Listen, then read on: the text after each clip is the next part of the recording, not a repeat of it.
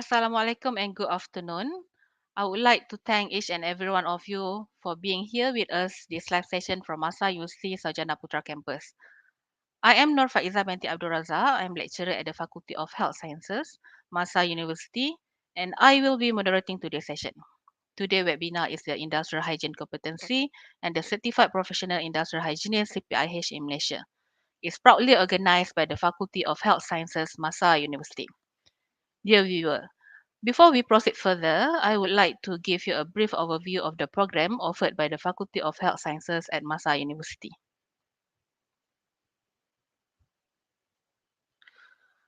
At Masa University Faculty of Health Sciences, we have three departments. It's a school physiotherapy, Department of Environmental Health, Department of Medical Imaging. We have diploma, bachelor program, conventional, and the bachelor program is open distance learning. Why join health sciences? Because it's low risk of job redundancy, opportunity to work in variety of setting, a career you can feel good about. Also lucrative remuneration, no boring work routine. The important thing is right now is very high job demand because it's essential services. In the bachelor program, this is our entry requirement, minimum CGPA 2.33 in two of the following subject, biology, physics, mathematics, and chemistry. For A-level, minimum grade in two of the following subject, biology, physics, mathematics, and chemistry.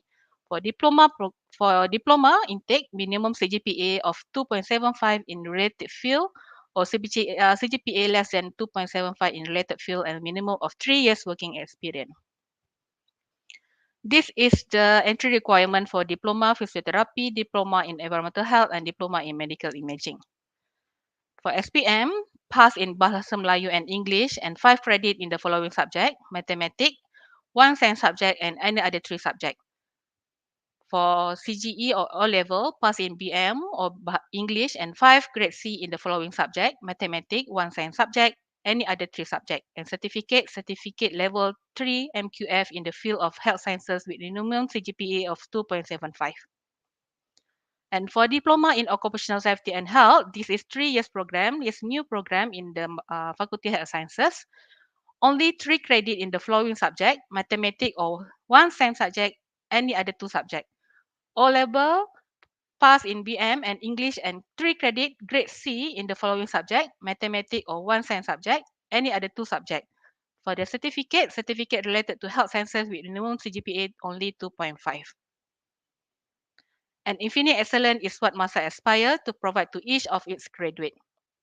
Why you need to choose for Faculty of Health Sciences Masa? Because of teaching and learning, interactive teaching and emphasis on hands-on clinical service, because face-to-face online platform LMS, and wide list of the hospital institution for the clinical industrial. All our program is accredited by MQA, cross-teaching by expert, various study mode conventional. Also, we have the open distance learning, also flexi, experienced and dedicated international pool of academic staff. At Masa, we have Masa scholarship, such as Ajia Abdullah Academic Excellence Scholarship, Foundation Scholarship, Blue Ribbon Scholarship, School Teacher Scholarship, Family Scholarship, and Single Parent Scholarship. We also have collaboration and affiliation by many university and the society. This is our student mobility program at the Irio Social University. Also, we have at the Lovely Professional University, and last but not least, at the Universitas Sriwijaya at Indonesia. Yes, we know it's hard to make a choice. That is why at Masa we have made it more practical for you to make a decision. Join our one day in Masa this weekend, 16 July and 17 July. Embark on one of day discover through the various field of study we have and find the spark to kick start your future. We welcome you to join us. Thank you so much. So please contact us through Masa website or through our faculty Facebook page to know more about our program, or simply leave a comment and we will get back to you. For introduction, our webinar today, OSHA 94, Occupational Safety and Health Act, develop and set mandatory occupational safety and health requirement applicable to all workplace. OSHA relief on, among many others, industrial hygienists to evaluate job for potential health hazard, developing and setting mandatory occupational safety and health standard, involve determining the extent of employee exposure to hazard and deciding what is needed to control the hazard to protect workers. Industrial hygienists are trained to anticipate, recognize, evaluate, and recommend control for environmental and physical hazard that can affect the health and well-being of workers. This webinar will focus on competency of industrial hygienists and OSH practitioner in Malaysia because of it a broad field as it needs to cover all dynamic of the working environment, passing the respective competency course and assessment on top of checking up the required working experience on top of practitioner to be licensed as a competent person accordingly. Before we begin, I would like to introduce our panel today, Miss Nur Hidayah Masri. Assalamualaikum, Miss. Hello. Hello. Waalaikumsalam. Hai. Hi. So, Miss Hidayah Masri hold a Master Mechanical Engineering from UKM and Bachelor Science Environment and Occupational Health from UPM. She has 14 years of work experience in relation to occupational safety and health, industrial hygiene matter in the role of consultancy, training research, audit inspection, and risk assessment. She also a technical committee for Deutsche Malaysia Industrial Guideline of Ergonomic Risk Assessment, published in 2017 together as NIOSH appoint trainer since 2008. So 14 years experience. Miss Nur Hidayah, so the floor is yours now. Thank you so much. Alright. Thank you, Miss Nur Faiza. Hello. Assalamualaikum. Okay. Good afternoon. So I'm Hidayah. You can call me Ida. Currently, I'm the industrial hygienist lah for oil and gas company. Okay. So today, my sharing session okay for you is for industrial hygiene competency in Malaysia, and also we will look into the certified professional industrial hygienist which uh, locally in Malaysia lah. Okay, so okay, do you know MIHA? So MIHA is Malaysian Industrial Hygiene Association. So I'm the committee member, and on behalf of MIHA, welcome to the seminar lah. Okay, so as a rule, I would like to remind to stay focused lah during this session and avoid any distraction. If you are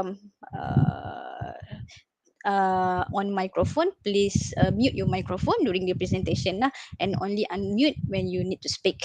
Okay, so if you have many questions, so allow one person to talk at one time and please actively participate in this discussion. Alright. Okay.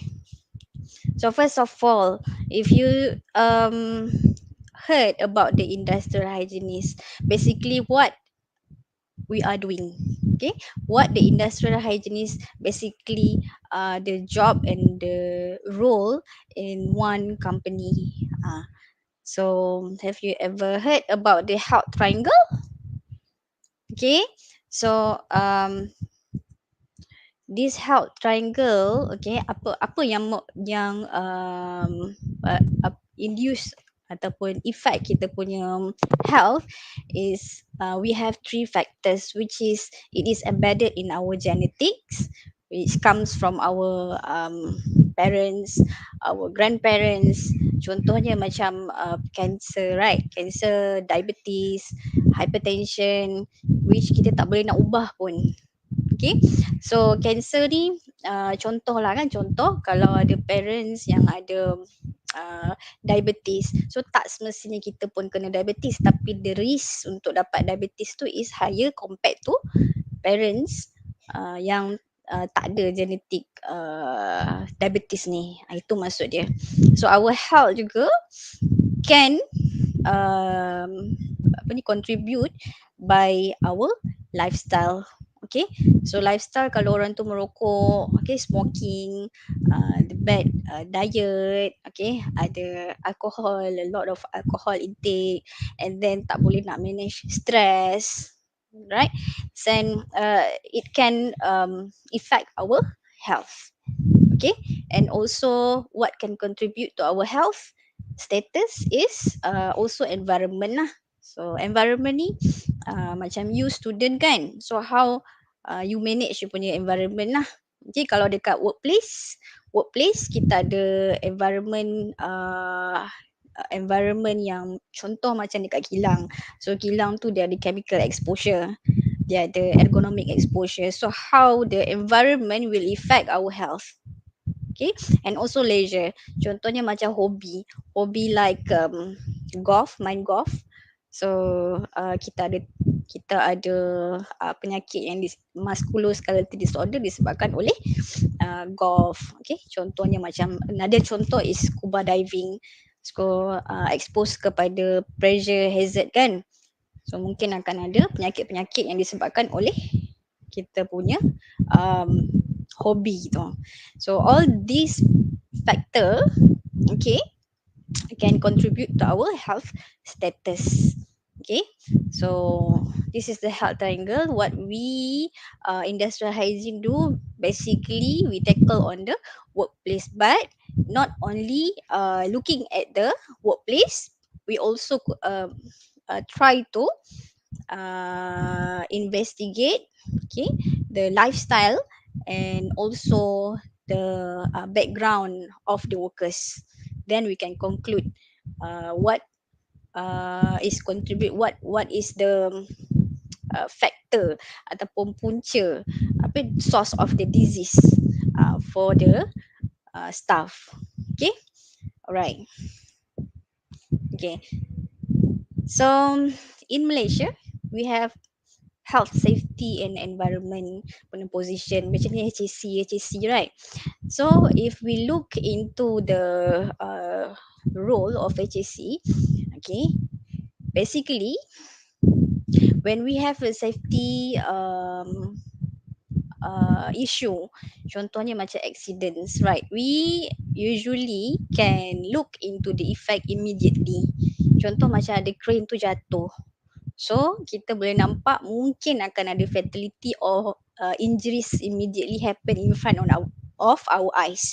But for health, okay, we can also see the punya effects immediately, which is acute effect, but also we can look into the chronic effect, which will be determined by the time of exposure, dose, our lifestyle, the hereditary factors, or from the previous exposure.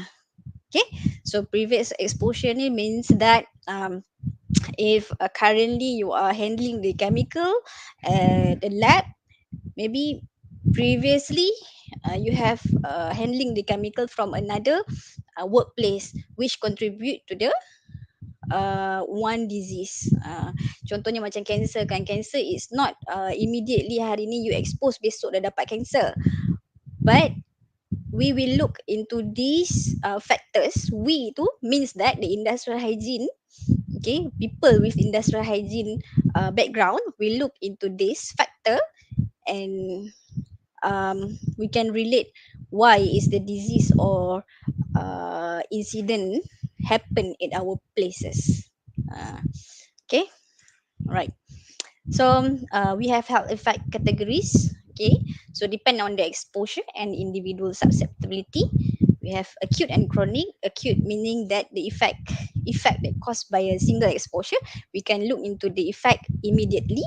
But the chronic effects that result from repeated or prolonged exposure. So as part of the industrial hygiene role, we will look into both of the effects. Okay, not necessary chemical hazard only, but ergonomic hazard. What else hazard? Psychosocial hazard, biological hazard. We both look into the acute and chronic effect of the hazards lah. Okay, so if we look into this graph, okay, so this is the time given, and this is the cause that to understand the severity of the health or the incident lah. Okay, if any of the accidents happen, okay, within a minute we can look into the effect. Okay, contoh dia macam chemical splash, right, within the chemicals, that chemical is corrosive, then we can immediately look into the hands or the face or whatever uh, location of the effect. Okay, after that we can look into the apa, days. Okay, days means that kalau fume fever contoh dia macam welding fume. Welding fume ni once we expose maybe several days after that baru akan develop the fume fever. Okay, same goes to another disorders. Contohnya macam this musculoskeletal disorder maybe takes months. It's maybe takes months to develop the musculoskeletal disorder. Contoh dia macam um, we have repetitive movement in our workplace, and then it takes maybe it takes days, maybe it takes months to become severe, the cause, because the injuries and also disease to be appear, and we realize we have pain actually because of the factors that we exposed. Okay, same goes to dermatitis, stress. Okay, NIHL is noise induced hearing loss.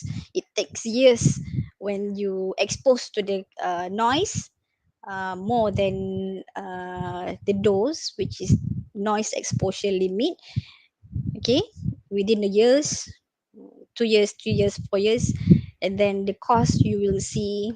If we are not anticipate with the hazard, we are not control the hazard, then it is not only NIHL hearing loss, it will progress to the hearing impairment until orang tu dapatlah claim so and so on. But kenapa kita nak sampai pekak kan, while we can prevent this disease happen from the beginning.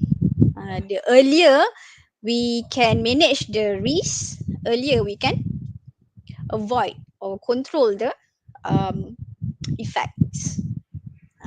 Okay, mesothelioma, leukemia, lung cancer. Alright. Okay, this is industrial hygiene. Okay, what is industrial hygiene? Industrial hygiene can be defined as a science and devoted to the anticipation of hazard. We recognize the hazard, we evaluate and control all the environmental factors and stress arising in or from the workplace which may cause sickness, impact health and well-being, or significant discomfort among the employees. Okay, we have hygiene scope, we have health, occupational health scope, ataupun we combine industrial and occupational of the workplace industry. Alright, so this is the health hazard arising at the workplace. Okay, we have the physical hazard. Contohnya, for example, is noise hazard. Okay, radiation hazard. Okay, it's categorized of the physical.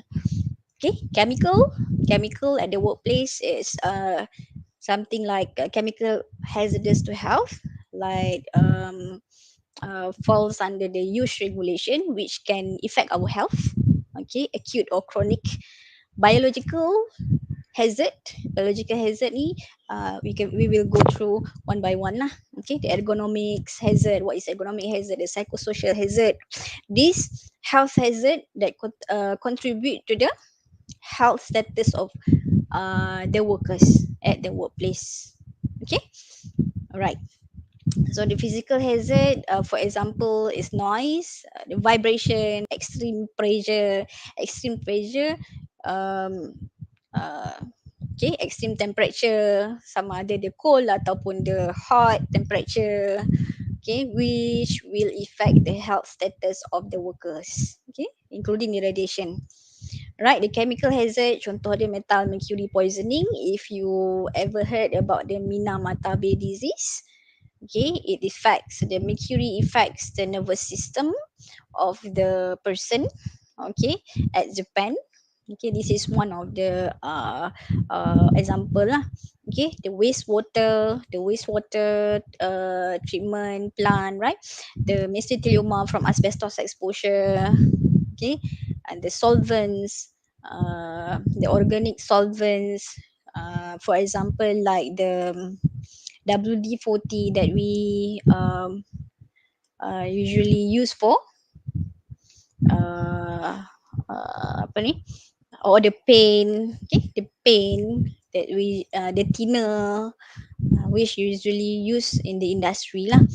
So the prolonged exposure to chemical causes prolonged exposure to this chemical hazard will cause the chronic, one of the effect will be the chronic dermatitis, like this.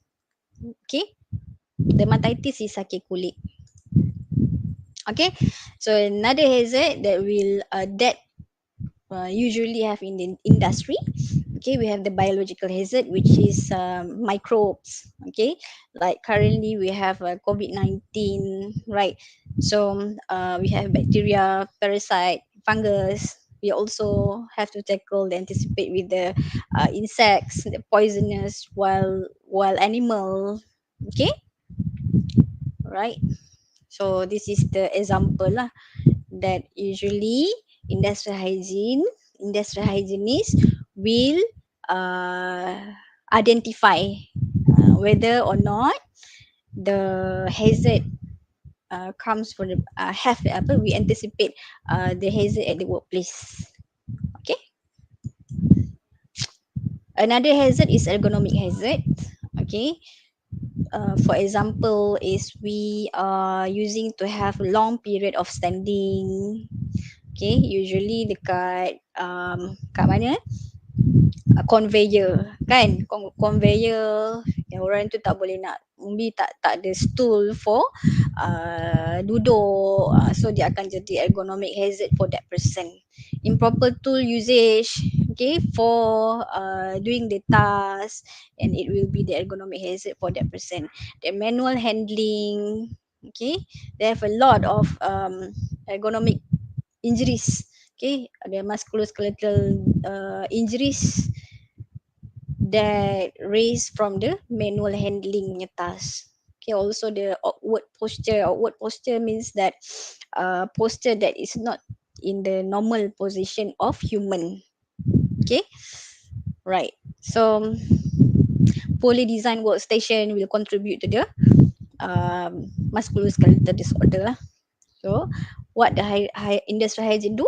They will anticipate this hazard. Okay, they will determine whether this is the awkward posture, whether it is the manual handling involved, and they will know lah what will happen, what they will forecast what will happen to the workers. Okay, alright. So this is a psychosocial hazard also. It's a role of industrial hygiene to anticipate the hazard. Okay, the work pressure. Okay, domestic or financial constraint, or the job mismatch that contribute to the to the stress. The shift work, okay, may lead to the stress at work. Not only stress, we have now we have anxiety, we have depression. So industrial hygiene will help the organization to control the risk. And first of all, we actually macam kita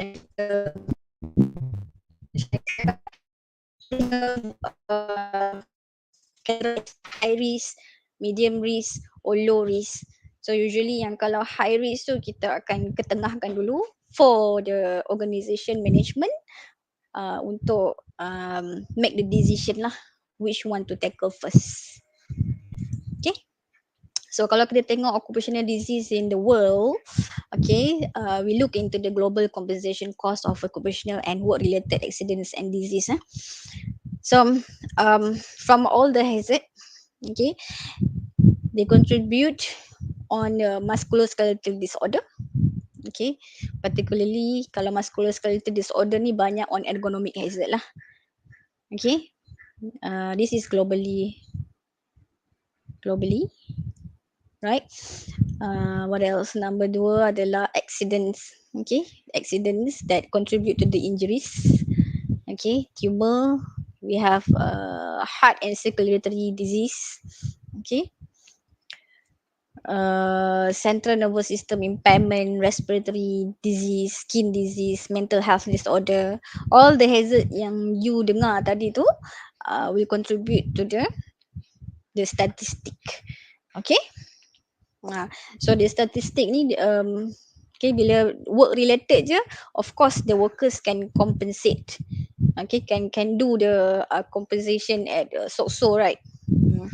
So look at the portion, banyak je orang yang dapat compensation, but we don't want that to happen kalau boleh, because of we don't want um, any disease ataupun accidents happen dekat workplace. Okay, look into the statistic, it is so many lah.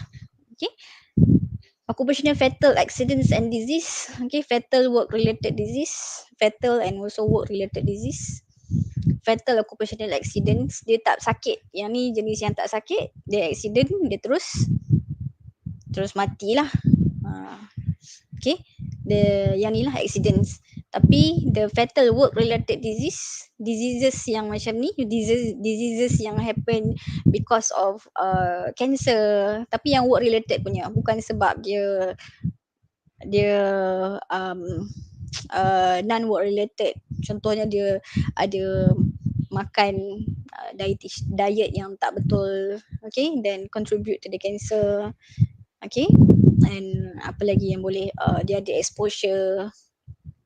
Kalau exposure tu is a work related lah. Okay, tapi nak determine sama ada work related ataupun tak, OHD and also industrial hygienist will help to determine lah whether the disease or the injury come from the workplace or not. Okay, this is statistic.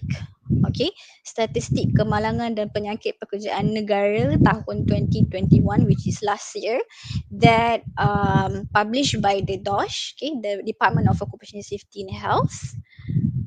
Alright, this is reported. Okay, kalau kita tengok 2021, reported is 9,822, and daripada 9,800 tu 5,000 daripadanya is a work related. Okay, so tak semestinya yang reported tu is the work related, but almost berapa persen ni is identified as the work related. Okay, so banyak kan. Then the trend from 2005 until 2021 is increasing. So meaning that we have to control more, we have to control the risk lah. Okay, so orang selalu tanya what is the relationship between industrial hygiene and occupational health. Basically the industrial hygiene, we determine the hazard, we identify the hazard, and we determine the health risk. We how we will determine, we will use the risk assessment tools, we risk assessment table, we determine whether it is high risk, medium risk or low risk. It seems like the hierarchy, kalau you pernah dengar lah on the HAC diploma in HAC kan, you pernah dengar hierarchy, hazard identification, risk assessment and risk control is a tool to determine the risk level of the hazard. Okay, so hygiene, in the hygiene, every and each of the hazard we have the tools, we have the risk assessment table. So in conclusion, each of the hazard ni we have each of the hazard tu, okay, we have risk assessment table, and in conclusion we will tell you, industrial hygiene will tell you the risk level. Okay, the risk level, whether it is high risk, medium risk ataupun low risk. That's all. Okay, in order to give the conclusion, but you need the background of the industrial hygiene, you need the knowledge, you need the skill how to determine the health risk. Okay, because of your judgment, your identification and your judgment of the risk level, will use, okay, the organization will use to control the risk and put the budget on the management of the hazard lah. Okay, so you need the knowledge and skill. Okay, so okay, industrial hygiene, we have a team of industrial hygiene, we have industrial hygiene technician. Technician ni dia adalah when we call industrial hygiene technician is a competent person under DOSH. DOSH is Department of Occupational Safety and Health. Okay, noise risk assessment pun under DOSH, CHRA assessor pun under DOSH, in IAQ assessor pun under DOSH lah, dan the list is go on. Okay, you have to look into the Department of Occupational Safety and Health punya website ataupun NIOSH ke. Okay, untuk tengoklah apa kompetensi yang kita boleh dapat to become the competent person. Okay, industrial hygienist biasanya comprise on all of the competent. Dia bukannya competent satu je. Dia bukannya competent on noise je. Industrial hygienist ni dia competent on all of the hazard yang you dengar tadi. The ergonomic hazard, dia bukan competent on DOSH. Okay, dia know the knowledge and they have the skill to anticipate with the hazard. Okay, not necessary dia ada kompetensi in all of this. Okay, competency by DOSH, but they have the knowledge and skill to to conduct dia punya role as industrial hygiene ni lah. Nanti I akan terangkan lagi to be the certified professional industrial hygiene by MIHA. Okay, alright. So key focus of industrial hygiene ni dekat workplace, and what the program usually industrial hygiene conduct is health risk assessment. Okay, the exposure monitoring, chemical management, noise and hearing conservation, the ergonomic and extra, the list go on lah. Okay, the occupational health usually comprise of occupational doctors and occupational nurse. Okay, background dia ni memang medical lah, biasanya lah, but not necessary yang orang yang industrial hygiene ni tak boleh advice on that, but better orang yang ada medical background tu advice on occupational health issues lah. Okay, so what the occupational health do is to determine whether observed workers have the health problem from the occupational origin. We want to know disease yang berlaku tu disebabkan oleh work related or not work related. Siapa yang nak determine tu biasanya OHG akan keluarkan report. Okay, ada orang sakit kan, ada orang sakit, and then nurse akan tengok, okay, to assist the doctors lah. Sometimes dia terus akan pergi kepada doktor je lah. So doktor akan keluarkan report, yes, it is a disease raised from the work related. Okay, kalau dia sakit contohnya macam ada musculoskeletal disorder, sakit belakang contohnya, dia slip disc kan. So slip disc tu dia boleh berlaku dekat mana-mana. Dekat rumah pun kita boleh kena slip disc kalau salah angkat barang kan. But kalau dia berlaku dekat tempat kerja and the person want to claim with so-so. Okay, satu claim dengan so-so lah. Yang kedua kita nak buat control dekat workplace supaya tak ada orang lagi yang kena slip disc. So the report from the occupational health doctor ni will determine, will help the decision lah, sama ada work related ataupun tak work related. And then industrial hygienist ni akan buatlah kerja dia. Dia akan buat risk assessment on ergonomic. Tadi kita cakap pasal disease je, slip disc kan. So the report from doktor ni, okay, orang tu dah sakit slip disc tu, dia akan bagi pada industrial hygienist. Industrial hygienist akan tengok lah keperluan untuk buat ergonomic risk assessment dekat tempat kerja orang tu, dan improve accordingly lah supaya tak ada orang lah kena slip disc. So sebelum itu kalau dah kena injuries, kalau belum kena lagi, so industrial hygienist will always do the risk assessment to forecast whether injuries can happen, disease can happen, supaya kita boleh control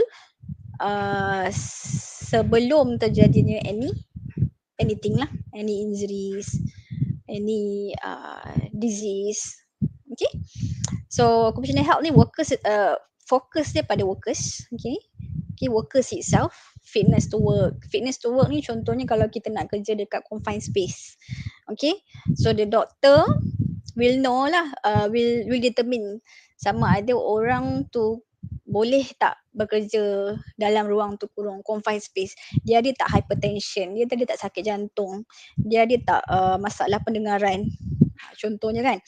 Sebab dalam ruang terkurung dia punya hazard dia panas, okay, gelap, and the chemical hazard and so on. Kalau dia dah ada penyakit, so macam mana dia nak dia nak kerja dalam ruang terkurung. So whether it is fitness, the person is fit or not will be determined by the occupational doctor. Ada report dia di bawah, according to the ICOP confined space lah.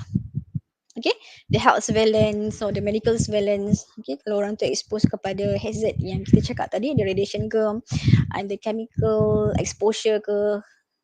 So doktor, we anticipate the hazard. Okay, we conduct the risk assessment, and then we know um, maybe, okay, that chemical ataupun that chemical can cause cancer based on the safety data sheet. And then OH ni, okay, occupational health team ni will conduct the health surveillance, okay, every year supaya nak tengok ada health changes tak berlaku kepada person yang ataupun workers yang kerja dengan hazard that can contribute to the cancer, carcinogenic. Okay, so that is the occupational health punya role. Other than that, the substance misuse, food and water safety, fatigue management, okay, and the list go on lah. Okay, alright. So IH and OH service perspective, we as industrial hygiene, we will start with anticipate the hazard ataupun we identify the hazard, and then we evaluate the workplace exposure macam yang cakap tadi. At the end of the game, we want to know whether the hazard have the high, medium ataupun low risk, and then we can put the budget and we can control the budget, discuss with the team to the team means that the engineers, okay, we dengan siapa lagi, dengan doctors, dengan workers itself, how to control the hazard dekat tempat kerja lah. So we will implement the workplace control, and okay, before kejadian accident tu berlaku, dan the industrial hygienist punya role lah. And then shared responsibility, we identify the individuals at risk based on the exposure. Shared responsibility means dengan doktor tadi tu, kita tengok siapa yang fitness to work tadi kan, dia dah tahu dah tadi, ni dah bagi tahu, industrial hygiene dah bagi tahu dah, okay, ada chemical, so chemical ni menyebabkan cancer. So doktor akan tengok lah, oh, data dia sebelum dia masuk kerja tu, tengok dia ada tak background family yang ada genetic cancer, contohnya kan, ada tak. So kita boleh tengok placement of the workers, sama ada dia prone untuk dapat cancer ataupun tak ada lah. Okay, itu dari segi genetik. Kalau ada previous exposure, noise kan, dan menjadikan dia ada kurang sikit untuk mendengar, hearing loss, dan boleh tak dia kerja dekat tempat yang kita nak bagi dia kerja tu. Okay, so doktor akan conduct the medical examination, okay, report medical findings to employees, will determine employee medical restriction. Kalau dia ada sakit jantung contohnya, kita cakap tadi pasal confined space, right? So will determine employee, doctor will determine employee medical restriction, tak boleh kerja dekat situ, dan doktor tu akan letak unfit for the task lah. Okay, and then industrial hygiene ni mungkin dia akan accommodate the medical restriction. Okay, we'll advise the organisation macam mana kita nak kasih dia control the risk lah. Tak nak bagi dia langsung ke pergi ke kerja. Kalau dekat platform, biasanya kalau dia ada sakit jantung ke apa, kita still lagi boleh bagi dia pergi sana, pergi ke platform, but with restriction. Mungkin dia boleh pergi 3 bulan ke ataupun 6 bulan ke, for certain task saja yang dia boleh pergi, because of kita nak kurangkan medical evacuate daripada platform lah. Sebab kalau lambat, okay, kalau kita tengok platform, kalau nak pergi daripada onshore tu, kita ambil masa 3 jam daripada chopper tu nak pergi ke platform. So kalau orang tu sakit jantung, okay, dia lama-lama dekat platform, dia boleh menyebabkan risky kan, very risky kan. So doktor akan tengoklah kalau ada medical restriction. Okay. Contohnya, and then analyze every industrial hygiene akan tengok baliklah relationship between medical result and occupational exposure. Alright, some example lagi untuk task industrial hygiene. We have to conduct health risk assessment. Not necessarily we conduct, actually we verify. Kita panggil consultant kat luar. Ini kalau dalam industri lah, ada industrial hygienist yang ada dalam organisation yang biasa ada industrial hygiene ni, biasanya oil and gas, ada juga dalam communication industry, ada dalam contohnya Telekom Malaysia kan, dia ada juga. And then dia ada siapa lagi, dekat semiconductor pun dia orang ada position on industrial hygiene, but not all industry ada position on industrial hygienist lah. Okay, semuanya health and safety, HSC, macam SHO yang akan buat semua kerja lah. Certain industry dia memang orang tu tackle industrial hygiene punya case saja, industrial hygiene punya role saja. Macam saya cakap tadi lah, dia akan panggil third party untuk buat health risk assessment, dia akan bagi competent person untuk buat exposure monitoring, dan we are the one who verify the result. How we want to verify the result as industrial hygienists? We have to know, we have to have the knowledge, okay, on the hazard itself and how to control not only one hazard but all the hazard that we discussed tadi tu, psychosocial hazard, noise, radiation, physical hazard, chemical hazard, ergonomic hazard, psychosocial hazard, all the hazard tu you have to master lah in order to be the industrial hygienist. Okay. And then after you panggil third party to conduct, you verify dia punya report, and then you start on the risk control. Okay, you explain to the management how to control the risk. What if kita tak control the risk? What if, maknanya kalau kita tak put the budget on that, kita tak control now, what will happen? Okay, and then risk communication, kalau ada safety data sheet, ada kita bagi training pada workers yang conduct chemical handling. Okay, the warning sign bagi tahulah dalam training program, posters and so on.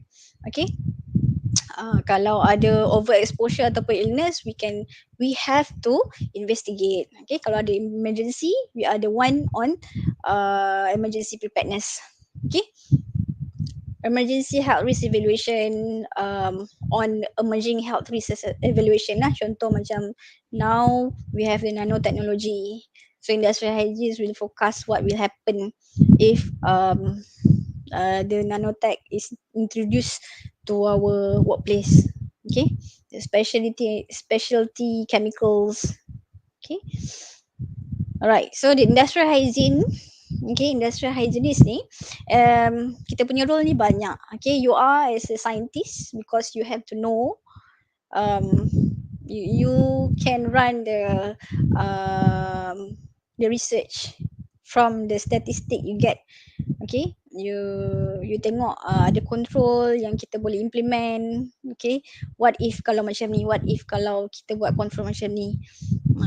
Okay, alright, we also as the communicator to all the staff, we communicate the risk to the employer, and we also assist the employer to not only the employer, also the employee. Kita jadi orang tengah lah kan, biasalah HC kan. The advocates, okay, law and regulation is in our hand lah. So use class regulation, ergonomic, ICOP, noise management. Okay, we have to know what is the law and regulation in Malaysia. Okay, in order to control the risk, what to do. Okay, the problem solver, and we are the multitasker. Okay, so as association that involved in the industrial hygiene, okay, we have the missions and strategic objective lah. Okay, we want to promote the identification, evaluation and control of environmental factors, stress arising in or from the workplace or its product in relation to the health or well-being of workers and the public. Okay, to enhance the IH knowledge among the students, among the practitioners, Okay, regarding the industrial hygiene yang I cakap tadi tu, ada hazard, the control, how we can identify the hazard from the beginning, and then we can evaluate the risk assessment, the risk rating, and then we can advise the management lah to control in the industry, in our workplace lah. Okay, we in Miha we want to promote the IH profession because not uh, sekarang ni banyak kompetensi on SHO kan. So SHO itself banyak on safety matters only, but not everyone master and know to what to do in industrial hygiene punya role. Basically macam biar je hazard tu, sebab tak nampak kan ada effect macam tadi kan. Kalau cancer kita tak nampak sekarang, so we don't know how to control at the beginning. Tahu-tahu orang tu dah ada cancer je tapi ada SHE, tapi orang tu tak tahu apa nak suggest pada employer to control the risk. So IH profession is very important. So in Miha we want to introduce and promote the IH profession among the among us lah, the students, okay, public. Okay, we add value to the Miha stakeholder. Siapa kita punya stakeholder? Nanti kita tengok lah. Miha supports IH capability development. Okay, we have training. Okay, we have training conducted. We have professional development. In professional development means that you are not the industrial hygienist but the certified industrial hygienist. Okay. Uh, okay, we have a mentoring program. Even kalau SHO yang ada dekat industri ni, yang ada dekat industri tu, uh, Miha Miha will conduct the mentoring program. How you want to tackle the industrial hygiene punya matters dekat workplace. Okay, we call that program in iGrow program. Okay, so because we believe in capability development. Okay, the training that Miha conducted, we have the competency program, we have the synergy courses. Okay, synergy courses, personal protective equipment, contohnya macam the chemical exposure kan, we have the respiratory respirator program, how to calculate, how to choose you punya respirator, how to choose your PHP, personal hearing protector. Okay, the PPE itself lah, we have the signature courses, we have the fundamental of industrial hygiene for those who want to involve in the industrial hygiene. Okay, we have comprehensive industrial hygiene, we have a class in ICOP, industrial code of practice on classification, labeling and safety data sheet on 2014, and advanced courses if you want to know about noise, all the hazard that we have discussed tadi tu, we have the advanced course. You want to know more what is noise, how to control, okay, how to calculate the risk. Okay, we have the courses lah. Not only that, ventilation, ergonomic, okay, measurement of hazardous substance, and the list go on lah. Okay, we also have a conducted conference, okay, national and internationally, okay, with other association, okay, from 2005 until now lah 2018, and incoming kita ada Miha conference tahun ni lah. Okay, please join us lah. Okay, so Miha juga kita ada collaboration with various stakeholders. Ni yang cakap tadi, stakeholders. Okay, stakeholders kita yang association locally internationally aiming to enhance IH, OH knowledge and practice in the region. We have Pegeso, okay, we have DOSH, MyFosh, kita ada SIRIM standard to develop our PPE punya guideline. Okay, SIRIM mesti pun ada untuk buat research. We have collaboration with NIOSH. Okay, this is of the government body who works actively with we works actively with them lah. Okay, this is locally, this is internationally. We have International Occupational Hygiene Association. Okay, yang ni my FOSH association ni is association that um, in Malaysia. Okay, memang ada dekat Malaysia ni association ni regarding OSH that actively in Malaysia, but we are the one who are focusing on industrial hygiene. Okay, that is MIHA. Okay, yang lain-lain ni banyak on safety, health. Ada yang dekat utara, ada yang fokus on occupational health. Okay, right. So Miss Miha also committed in nurturing IH future leaders like you, okay, through partnership with universities lah. We have partnership with UTM, UITM, UKM. Okay, kalau ada industrial hygiene program, you can invite Miha lah, like what your lecturer do now. We introduce industrial hygiene in your programs. Okay, invite the Miha for apa ni to explain more or brief more on the industrial hygiene, because we have many competent person or certified professional industrial hygiene that can give the apa ni sharing to you. Okay, we also involved in the Malaysian National Management Plan, OSH MP.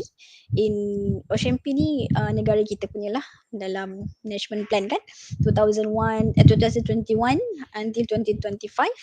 Okay, this is the pelan induk dia, OSH MP. If you ever heard about the OSH MP, is a pelan negara kita on OSH lah, what we have to do, what we can do.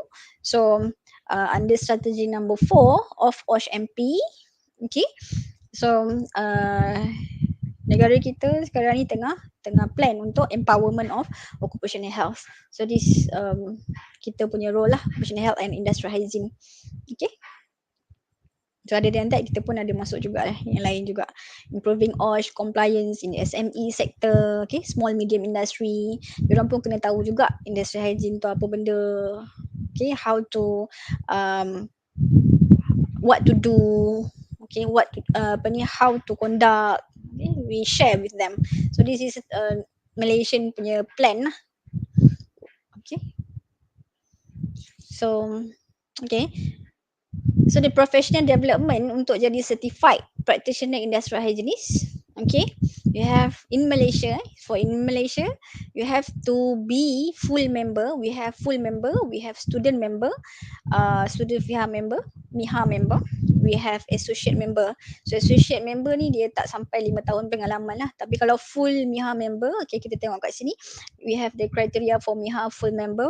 You have to have a degree in either the chemistry, physics, engineering, biology, or a related discipline, and you have to have at least 5 years full-time working experience in industrial hygiene. Okay, and then maybe you have a background master, okay, postgraduate qualification in industrial hygiene. Okay, you can apply for 2 hours ethics training, and then pass the Cpih oral examination. This is conducted by the MIHA lah, MIHA Exco, MIHA apa ni, MIHA Association lah kan. And then you have to maintain the certification lah. Okay, how you want to maintain? Every 5 years you have to submit you punya involvement in industrial hygiene. Okay, okay, and then submit to MIHA, and you can continue to be the certified professional industrial hygiene. Other ways is you have to have the industrial hygiene professional certification. Okay, kalau ini ada master, ni education background lah kan, tambung master ke, ataupun you have the sijil from the International Occupational Health Association, national accreditation recognition countries. Okay, yang ni boleh dapatkan dekat overseas lah. Kalau you ada, then you boleh dapat, you boleh pergi 2 hours ethics training and datang oral examination by basically the interview lah by the committee member, Okay, then you can be the CPIH. Or you complete and pass 5 mandatory occupational health training association punya module. Okay, this is by British Occupational Hygiene Association. Okay, and then the module is ada five ni. You have to pass basic principle of industrial hygiene, measurement of hazardous substance, noise, control of hazardous substance, health effect of hazardous substance, and and you have to attend ethics training, and this is apa, interview, and then after certified you have to maintain your certification lah. Okay, alright. So okay, the certification of certified practitioner industrial hygiene is actually um recognized by the International Occupational Health Association lah. Okay, so MIHA ni dia sama taraf lah dengan lain-lain punya association of industrial hygiene dekat luar negara. Kalau Malaysia, Malaysia lah kan. Ada juga Norway, daripada Singapore, kat Swiss, Southern American, Swedish, which all ni is certified by the International Occupational Hygiene Association. Okay, we have our own lah, Malaysian Industrial Hygiene Association. Okay, so please join us at MIHA. You have a student member RM20 je for register, and then you can attend you have the opportunity to attend the training lebih cheaper than tak jadi member kan. So join us lah as a Malaysian Industrial Hygiene Association member. So future of industrial hygiene is promising with the enhanced regulatory framework and matured wash culture and technology advancement. We hope that the way forward in industrial hygiene. So that's all from me. Thank you. Any comments?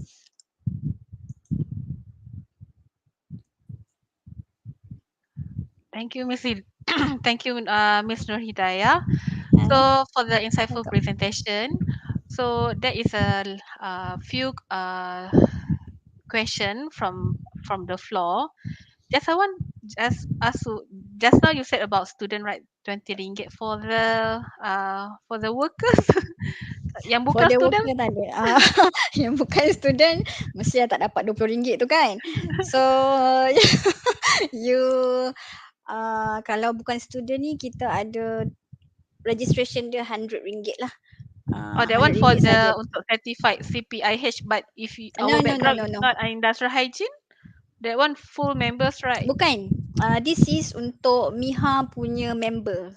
Oh, Miha punya member. Okay, for 100. MIHA punya Oh, that is the member. two, right? The full membership and the membership. Full Oh, okay. membership ataupun associate membership, RM100 lah to be the Miha MIHA membership. member. Kalau student tu RM20 je. You boleh tengok dekat dalam website MIHA and Okay. register through them lah. Alright, sure. MIHA member tak apa, Alright. dia tak perlukan background pun. Oh, tapi to register as a CPIH, there is a need to have a background with IH Yes, lah, of course lah, IH and the experience in IH is 5 yes, years, right? betul. Okay. Noted. Alright, so Yes, that true. is a Mm-mm. soalan from Miss Azalina Suzianti. I would like to know, is there any difference between IH and OH? So actually you already explained inside your slide just now, but can you just Mm-mm. Mm-mm. briefly tell us what is the difference between IH and OH, because our like student also like what is different, it's same, right? Occupational thing. Both memang kerja dalam satu organisation lah, of course. Mm. But occupational health, okay, we focus on the workers itself. Okay, biasanya yang tackle occupational health punya issue ni is the doctors and nurse, which is from medical background. They know better about the health, the Mm. health status, how to identify the changes in the health status. So medical background is better on that lah. Okay, industrial hygiene not necessary in this industrial in medical background. They have knowledge on how to anticipate the hazard, Okay, we Mm. identify the hazard yang kita cakap tadi tu, ada noise, ergonomic. Okay, we identify the health hazard, and uh, we do the assessment.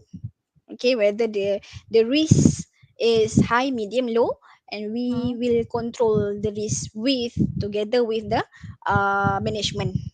Kita tak tengok Mm. orang sakit, kita try untuk um, prevent sebelum penyakit tu terjadi ataupun injury tu terjadi. Kalau occupational health biasanya dia disease kan, so medical background Mm. is one of it. Right. One more question. SIH, how from the orga yang hebat also, or orga yang hebat. So hi, just to ask SIH, how you determine an noise-induced hearing loss is caused by occupational, not a lifestyle. So this is not IH, Ah, right? This is occupational doctor, right? Miss. Biasanya kalau yang occupational doctor will bacalah the graph. Kita panggil the Mm. graph tu is audiogram. So daripada kita buat audiometric test, so doktor akan determine sama ada the graph tu is prone untuk bentuk dia noise induced hearing loss ataupun tak. Biasanya NIHL ni memang disebabkan oleh work related. Mm. Kalau kita cakap NIHL tu maksud dia adalah that hearing loss is caused by work. Oh, okay. Tu. So kalau dia disebabkan oleh ada words NIHL je dalam medical report, dalam audiometric report, so industrial That is hygiene occupational. cepat-cepat dia akan tengoklah ada orang yang dah pekak ke, so kenapa dia pekak, so kita akan tengoklah apa risk dia, apa yang menjadikan dia pekak. hmm. Mm-hmm. Hmm. Okay, but the doctor, this is I just also macam terfikir juga, doktor punya report is like, they will tell you is a occupational thing ataupun a lifestyle thing kan? Kalau dalam Sebelum IH. kalau pasal noise, ya betul. Dalam hygiene, dalam OH, doktor akan help us to determine whether the injuries ataupun disease tu disebabkan oleh work related or not related. Doctor will know. Only occupational health doctor will know with the information that give by the maybe the industrial hygiene, daripada report CHRA, daripada um, report-report lah, report-report of exposure.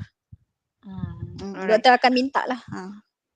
Okay, so this is I think last question from the floor, because this question is from the beginning. They ask. So hi, from Miss Alfarina. Hi, I would like to ask one question. What is the role of hygiene in ensuring occupational health and safety? Role of hygiene, industrial hygiene. Macam mana kita punya role? How? Uh, What is the role? Role kita again anticipate the hazard. We identify the hazard. Whether the hazard is um, health hazard, we anticipate the health hazard, not the safety hazard hmm, kan. Safety hazard tu macam your correct. hand masuk dekat dalam mesin and then tangan tu putus kan. Hmm, Itu kerja hmm, safety. But industrial hygiene to ensure um, the occupational safety and health, we anticipate, we identify the health hazard. Health hazard yang macam 5 hazard yang cakap tadi tu, hmm, psychosocial hazard, physical hazard, chemical hazard. We identify first. We identify, we do the risk assessment. Okay, the industrial hygienist will do the risk assessment and then we control. That's our role. Before any disease, before any injuries happen. Okay? okay, all Uh, right. I can understood. Okay. I think that's all, Miss Hidayah, for today's session Q&A. Thank you so much thank you. for your very insightful presentation and in the question and answer session. All right. Thank you. So we have come to the end of today's session. Thank you, Ms. Daya, for joining us today and providing such insightful information. To our wonderful audience, thank you for joining us at this webinar. We look forward to your comments and participation at future event hosted by Masa University.